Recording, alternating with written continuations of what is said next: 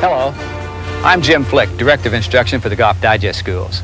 In most games, the player reacts to his target while he's looking at it. Golf is also a target game, but the golfer cannot look at the target while he's in action. The things he must do to get to his target are done while he's looking at the ball. That's a big difference. Every phase of our Golf Digest School concept and program has been put together like good players play the game. That's feeling the swing and reacting to the target. Your game will improve dramatically if you will learn to react to the target. Remember, you see the ball, but your mind's eye relates to the target. Let's watch Bob Toski, Dean of Instructors for our Golf Digest Schools, a former great player on the PGA Tour, now enjoying himself and competing successfully on the Senior Tour, share with us what's in his mind as he prepares his club and his body to put the golf ball into the target area.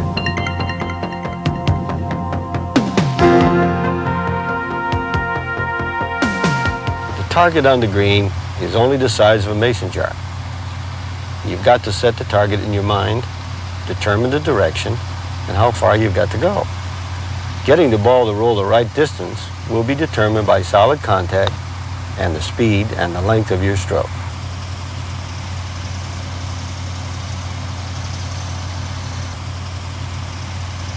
On your shot to the green, you've got a larger target, the green.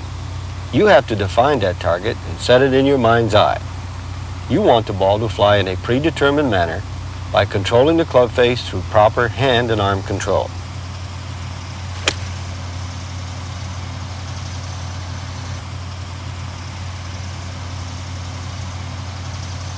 Here we are on the tee.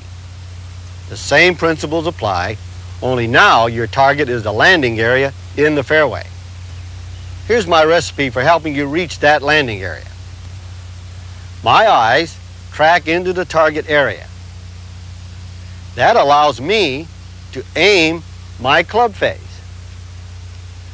Now I prepare my stance using my target line. I adjust my stance for desired ball position and weight distribution. I'll use the target line again to guide the path of my golf swing. You've seen me hit two different kinds of shots, each requiring a different angle of approach into the back of the ball. With the putter, I wanted to make contact with the bottom of my swing arc. With the short iron, I struck the ball with the club face still descending. Now, I want to hit the ball using a level to a slightly ascending angle of approach.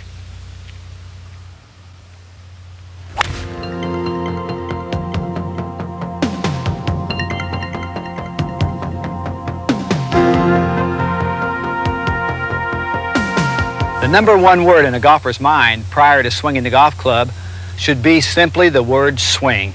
It will get his mind and body prepared for the act, and he should actually visualize the swinging of the golf club as it relates to the grip end and the head end of the club swinging freely, to identify the rhythm of the motion. And to accomplish that sense of movement, I would ask you that you work on your grip to hold the club lightly enough that you can feel the weight in the head of the club.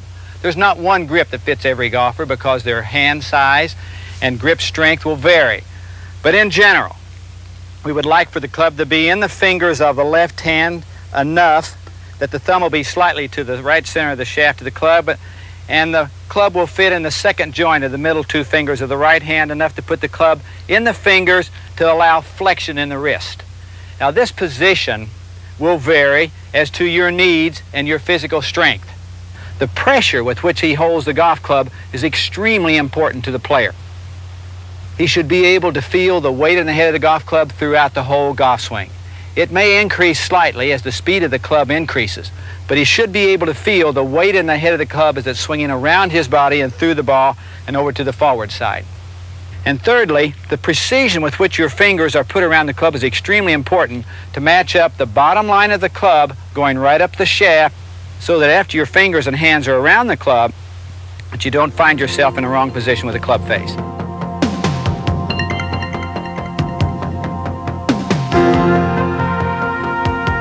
I'd like to define the responsibility of the hands, wrists, and forearms as they swing the golf club. The hands basically will cock,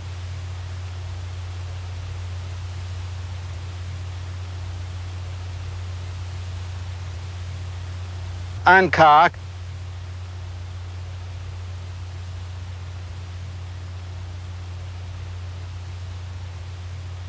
and recock.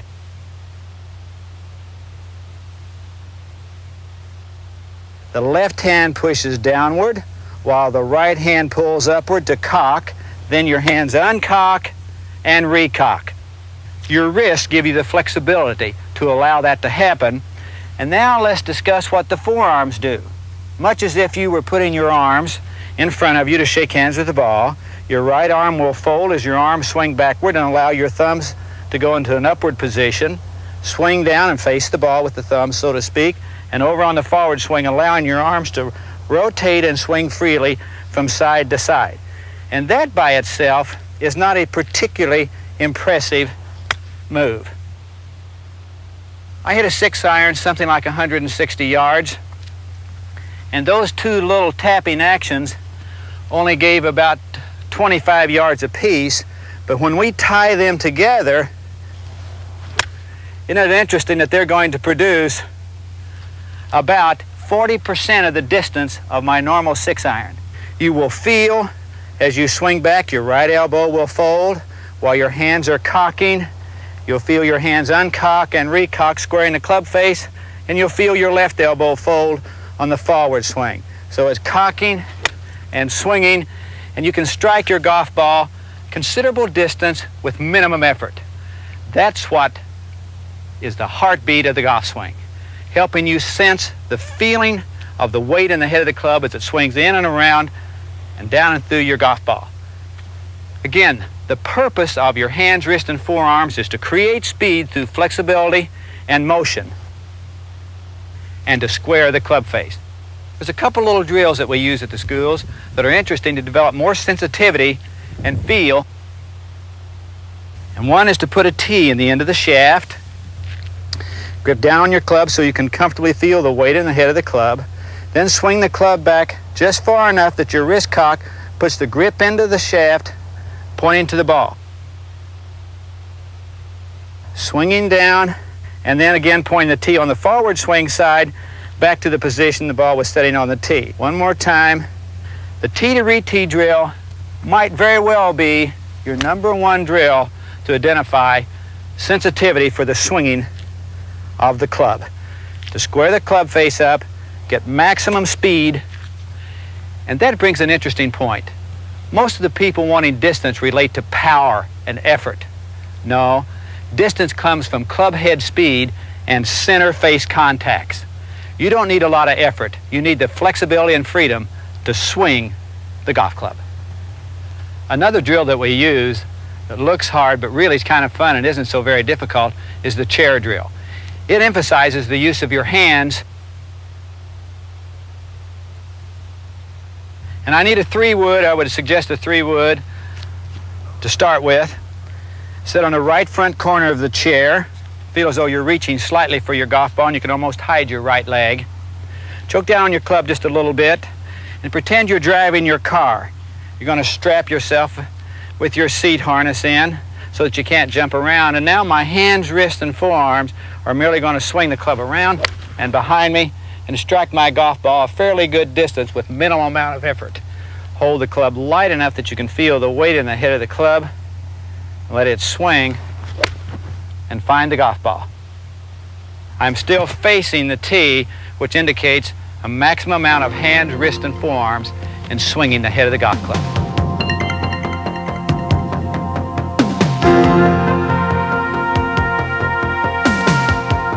The second swing is another swing. The swing of the arms freely from the shoulders. Not with the shoulders, but swinging the arms freely from the shoulders. It will look something like this.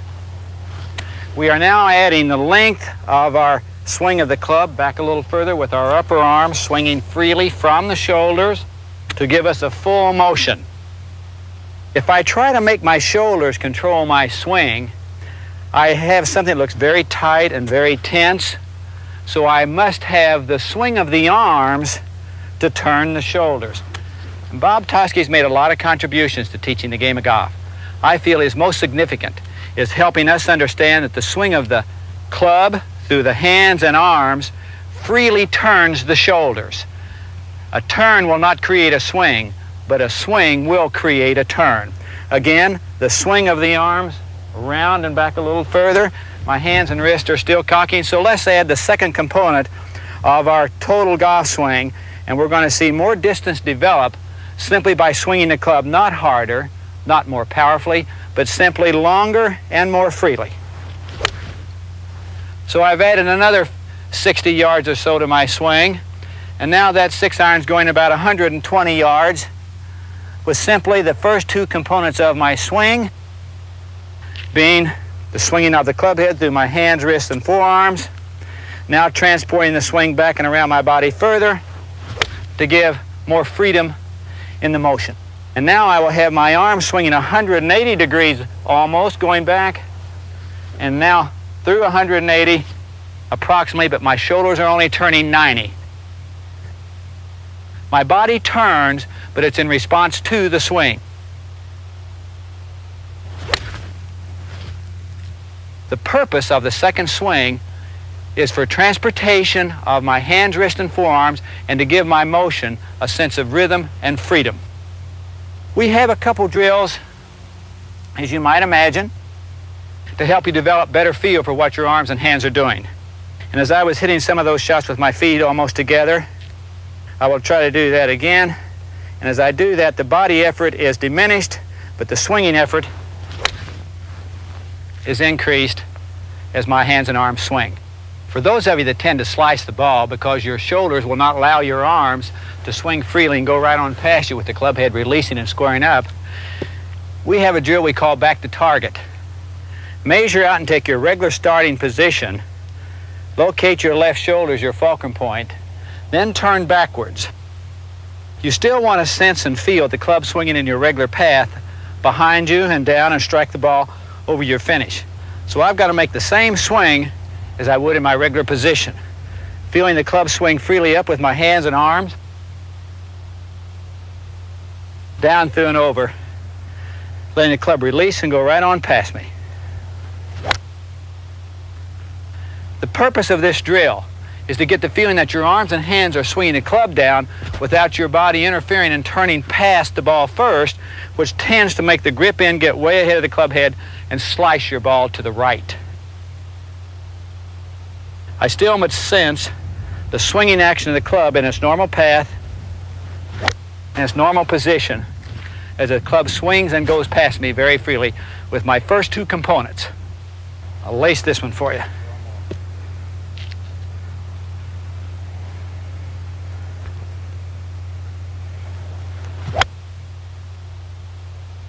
That's solid and that's fun, to feel the swinging of the club through your hands, wrist, forearms, and upper arm swinging freely from your shoulders.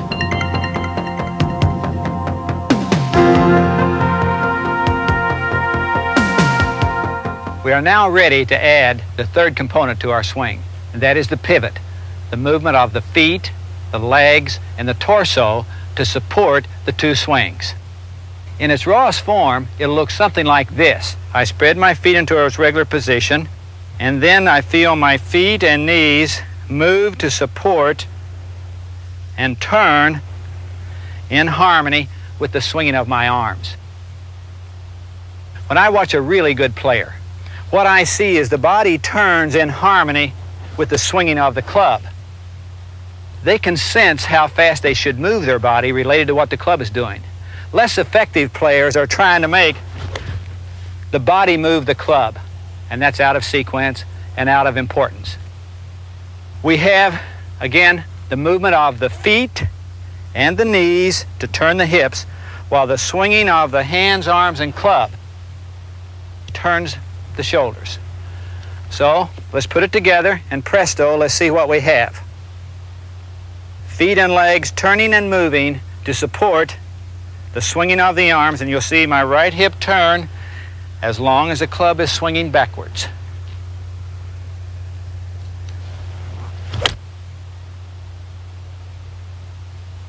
That allows my arms to stay very flexible and to feel the club as it swings. Again, the pivot gives us about 20% of the distance we hit our golf ball. The pivot is very important, but for the purpose of support and give assistance to the two swings. Again, it will look like so. My feet, legs, and hips turn to support the swinging of the club and my arms. And then we have a fun-looking drill called the machine gun. Tee up 5 balls, slightly off the ground again. And this will help you sense the movement of your body, with each part contributing its fair share. The purpose of this drill is to develop the harmony between the movement of the feet and legs with the swinging of the arms and the club. So you make a few swings just to get the movement of your arms and body freely, and then just start walking and swinging and swinging and walking and swinging and striking your golf ball with each of the parts of your body moving freely to support the swinging of the golf club. The drills are really fun. I'd encourage you to use them when you can, even if it's at home in your backyard with a wiffle ball. But the drills need to be done almost daily to increase and improve your sensitivity for the swinging of the club. Remember, the club is the big deal. It must swing. The body moves to allow that to happen.